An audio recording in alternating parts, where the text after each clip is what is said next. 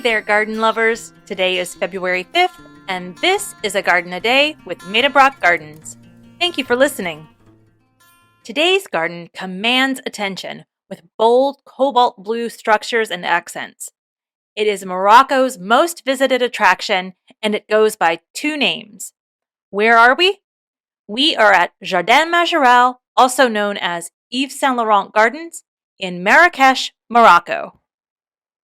What would the world be without creativity, color, beauty, and bold character?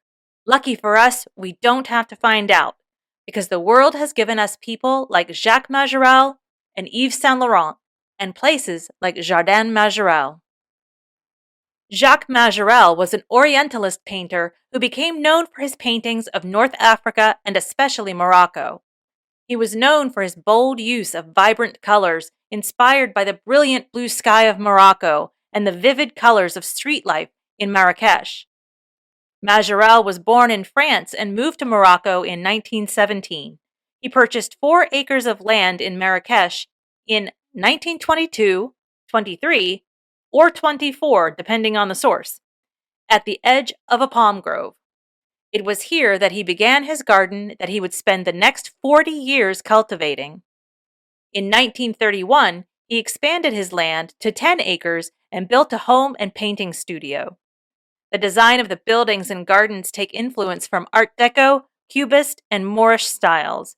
He painted his studio a strong, bright cobalt blue that he perfected and patented. The shade is called Majorelle Blue. Majorelle spent decades traveling the world collecting plants for his garden.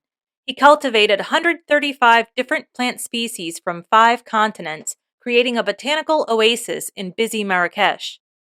In 1947, he opened his garden to the public for the first time. After his death in 1962, the estate was abandoned until Yves Saint Laurent and Pierre Berger purchased the property in 1980.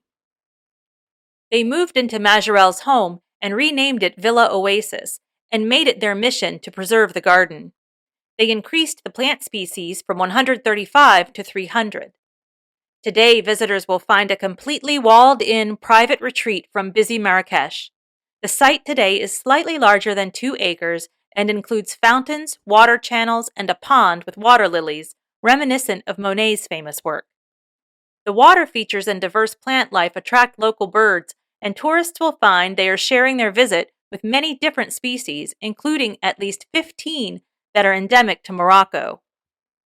The garden includes a large collection of cacti and succulents, towering date palms and coconut palms, banana trees, and dense thickets of bamboo. In the past, visitors etched graffiti onto the stalks of bamboo, which is still visible to this day. The practice is no longer allowed.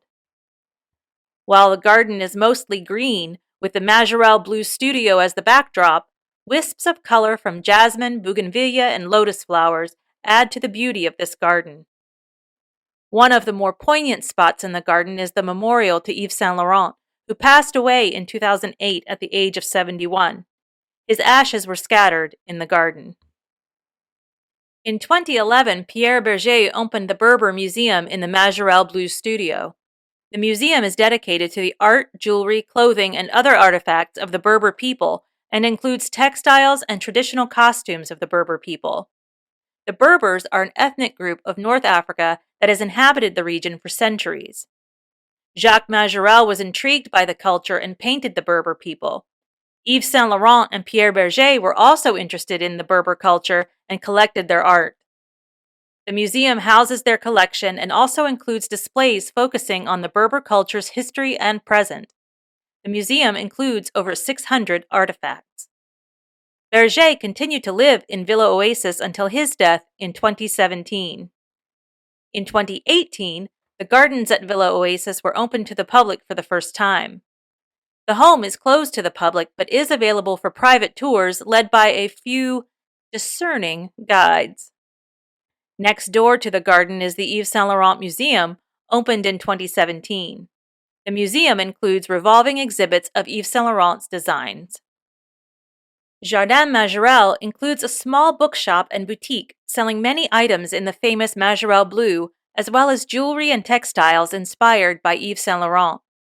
In the former servants' quarters, visitors will find Café Majorelle, a pretty little spot for tea and cake. And really, is there anything better than tea and cake in the garden? I think not. The gardens are open every day of the week from 8 a.m. until 6:30 p.m. Tickets must be purchased online, and I've included a link in the notes for the official website where you can purchase those tickets. Well, that's about it for today. I hope you've enjoyed today's garden. Thank you so much for listening. Join me tomorrow to find out where we're going next. I release a new episode every single day. As a reminder, you can learn more about the gardens featured on A Garden a Day by clicking on the links in the notes or by visiting our website, agardena day.com. And if you like A Garden a Day, and I certainly hope you do, please consider liking, subscribing, and telling your friends. If you are able, please also consider giving us a 5-star review. It lets me know you like the show, and it also helps others find the podcast. I really do appreciate your support. If all goes well, I'll be right back here tomorrow. See you then.